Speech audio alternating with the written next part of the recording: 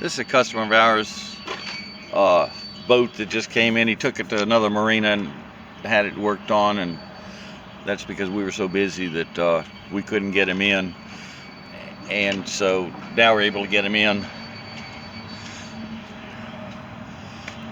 And I'm just sometimes in awe what I find. I noticed this when he was backing in. I said, what is that noise? And this is hard to figure out that someone didn't notice this noise.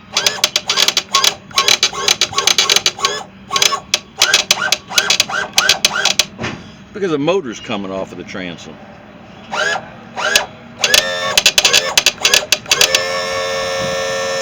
I mean, when he's put in the driveway, I could hear the motor bouncing up and down.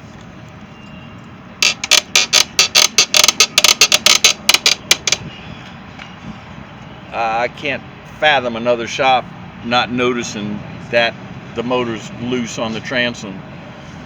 So, whatever else we'll find, I don't know. But that's the beginning.